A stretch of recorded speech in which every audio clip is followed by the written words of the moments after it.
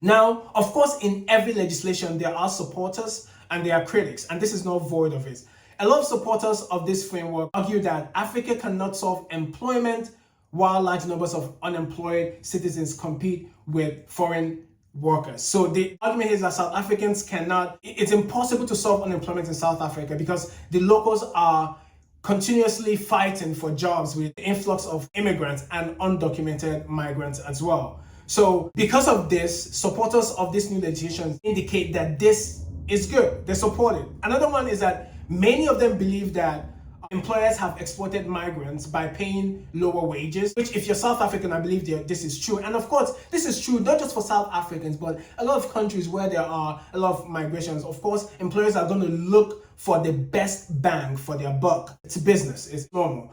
And others say that every country prioritizes its citizens. And again, I'll say if you watch my previous pod on what's next for South Africa, I did mention it that part of enforcing this is that a lot of countries prioritize their citizens for various jobs. A lot of countries in this framework, South Africa mentions United States, Canada, Australia, and United Kingdom. While this is true, I have a question. Why do African countries continuously compare themselves with European countries when it comes to policies? The playing field is not the same.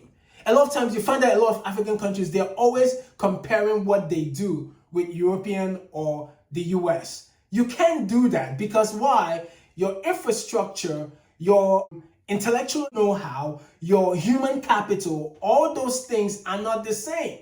Your population, labor market, so many things, economic infrastructure, so many things are not the same. So comparing it always makes me like, you're not going to get the same result. It's not going to be the same. But I digress. Let's keep going. So the main point here is that the South African government believes that, or the supporters of this new framework believe that it's important for South Africa to prioritize its citizens just like other countries do. I agree, it's right. Now the critics are here, right? The critics are always there. Now the critics indicate that one, and again, these points are accurate. And again, these points are not only pertinent to South Africa. South Africa is not like, these points are pertinent to every country on the continent of Africa. So when you're listening to these points, I don't want South Africans to be like, well, it has to do with every African country. We know that. Again, we're focused on South Africa for now.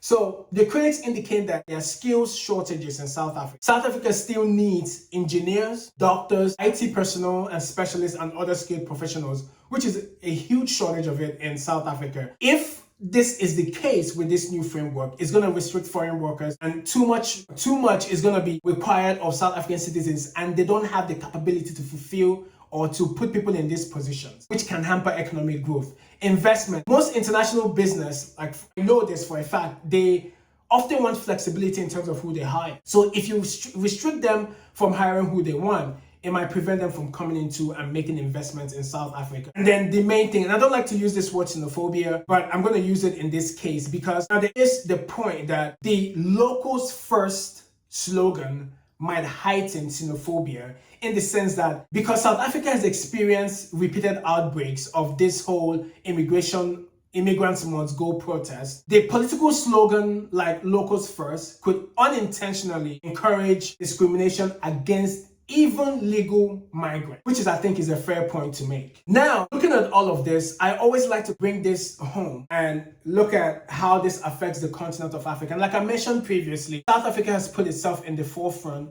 of this whole issue. And again, these problems, it's not only privy to South Africa. South Africa is not like a cocoon by itself. However, South Africa has made some noise, which we have to give them kudos for, and highlighting the issues of unemployment, immigration, so forth on the continent. Now, while this debate is not unique to South Africa, it's important to note that other African governments face similar challenges. Like I mentioned, most countries on the continent have high unemployment rate. Migration between neighboring countries is a problem, and there is pressure to create jobs for citizens. Various countries, like I mentioned before, including Nigeria, Kenya, Botswana, Ghana, etc., continue to debate the need to balance local employment with regional migration. The real question here, as someone who is an international trade, economic trade professional, is that can African countries protect local jobs while still promoting continental integration through the African Continental Free Trade Area? Again, the question here becomes,